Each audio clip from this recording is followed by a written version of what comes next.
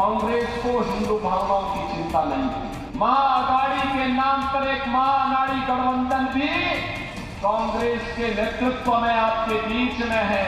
राहुल बाबा, नकली संविधान दिखाकर आपने देश की जनता का विश्वास तोड़ा।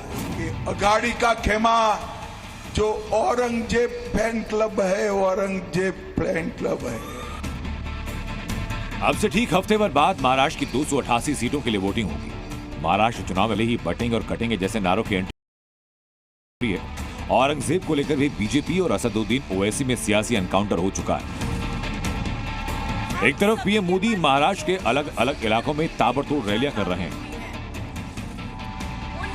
दूसरी तरफ अमित शाह और योगी आदित्यनाथ राज्य की सियासी हवा को अपनी तरफ मोड़ने में लगे हैं। सीएम योगी आज महाराष्ट्र के वाशिम में थे, जहां उन्होंने कांग्रेस पर तीखा हमला बोला, पिछली सरकारों पर तुष्टीकरण का आरोप लगाया और कहा कि कांग्रेस को हिंदुओं की नहीं केवल वोट बैंक की चिंता है।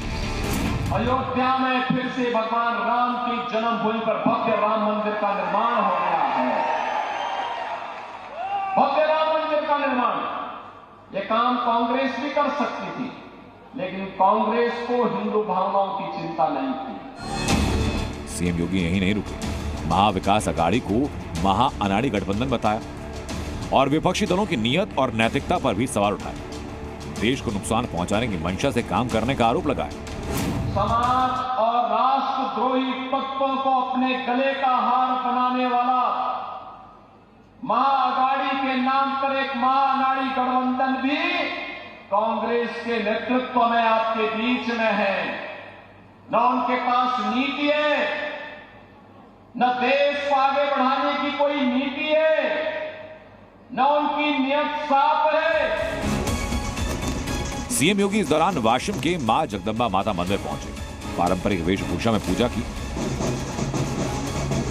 तो एक तरफ सीएम योगी आदित्यनाथ लगातार विपक्ष की सियासी घेराबंदी कर रहे हैं, तो दूसरी तरफ अमित शाह राहुल गांधी पर निशाना साध रहे हैं।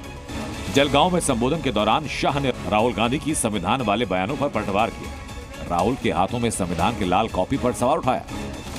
राहुल बाबा, नकली संविधान दिखाकर आपने देश की जनता का विश्वास तोड़ा है। आपने बाबा साहेब आंबेडकर का अपमान करने का काम किया है और जिस संविधान की दुहाई देते हो, वो संविधान को कभी आपने खोलकर पढ़ा है या नहीं पढ़ा है, वो भी मुझे मालूम नहीं।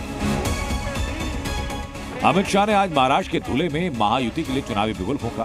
2024 लोकसभा चुनाव की तरह एक बार फिर महाराष्ट्र की सियासत में औरंगजेब फैन क्लब की एंट्री हुई, तो शिवाजी और सावरकर को लेकर भी शाह ने कांग्रेस के साथ साथ महाविकास अघाड़ी पर सियासी तंज कसा। महाराष्ट्र की जनता के सामने बहुत स्पष्ट दो खेमे हैं। एक, ये अघाड़ी का खेमा जो औरंगजेब फैन क्लब है, औरंगजेब फैन क्लब है, और दूसरा महायुति का खेमा जो छत्रपति शिवाजी महाराज और सावरकर जी के सिद्धांतों पर चलने वाला। दरअसल 2024 लोकसभा चुनाव के बाद महाराष्ट्र ऐसा पहला बड़ा राज्य है जहां विधानसभा का चुनाव हो रहा है। 2024 चुनाव नतीजों में जहां महाविकास अघाड़ी उत्साहित है, तो वापस सत्ता में लौटने के लिए महायुति ने पूरी ताकत झोंकी। अलग अलग सीटों पर बीजेपी के तमाम फायर ब्रांड नेताओं ने मोर्चा संभाला, जिसमें योगी आदित्यनाथ की डिमांड सबसे ज्यादा हाई है। ब्यूरो रिपोर्ट, जी मीडिया। जी न्यूज़।